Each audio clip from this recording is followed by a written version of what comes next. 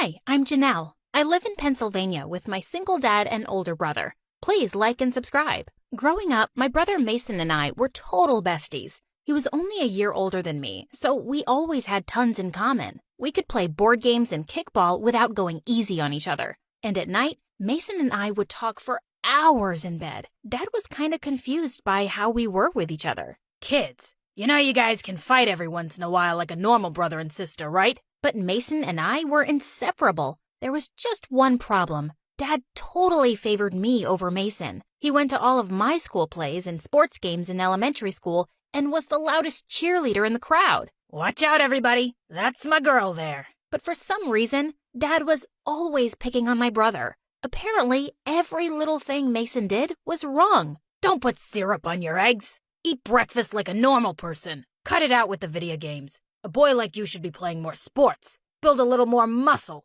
Mason was really skinny and small. People often thought I was way older than him. He would always come to me whenever Dad would upset him. Why does Dad hate me so much? What's wrong with me? Nothing's wrong with you. You're perfect. Dad's just weird. But halfway through 8th grade, I got a taste of what Mason was going through. I had a huge growth spurt, and suddenly I was taller than all the boys and girls in my class. Everyone started acting like I was some alien. Have you ever bumped your head on the ceiling? What? That's not even possible. I can barely see past her chin. But Mason always came to my rescue when kids were annoying me. Who cares if Janelle's tall? She looks older and prettier than all of you. But deep down, I think Mason was relieved that my life wasn't perfect at school. At least we were more equal that way, because at home, Dad seemed to love me even more now because I was so tall. Tall people can get anything they want. She could be a supermodel or a basketball player. Endless possibilities.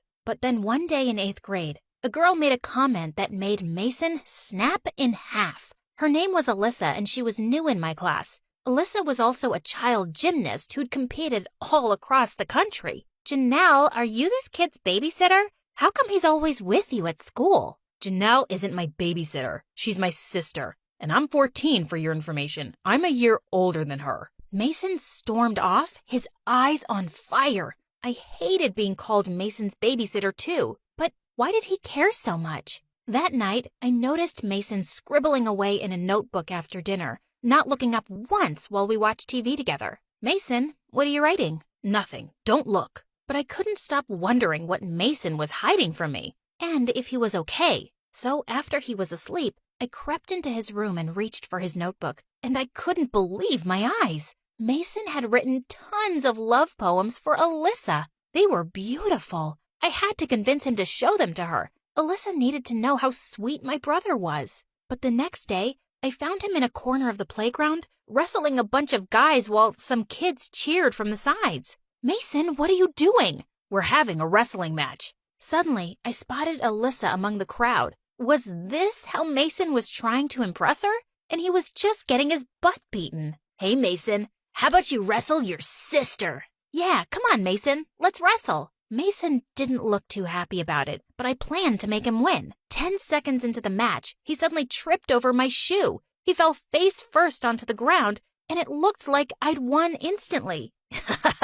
How does it feel to lose to your own sister, dude? He literally fights like a girl. Mason turned bright red. He dusted himself off and glared at me. What's wrong with you? How could you humiliate me like that? I was gonna let you win, but you tripped. Mason walked away angrily to pick up his backpack, but I got to it first and pulled out his notebook. What do you think you're doing? Give that back. Look, I know it was wrong, but I read your notebook, okay? And I know you were just trying to impress Alyssa back there. If you really want to do that, do it with this. How dare you read that? And you don't know what you're talking about. I was just worried about you. You can be mad at me later, but come on. Just tell Alyssa you love her. She has to see these poems. Suddenly, someone snatched the notebook from my hand, and I turned around to see it was one of Alyssa's friends. And she was also standing right behind us with her mouth half open. Oh, we've got a lover boy here. Her eyes are so deep, I find myself drowning.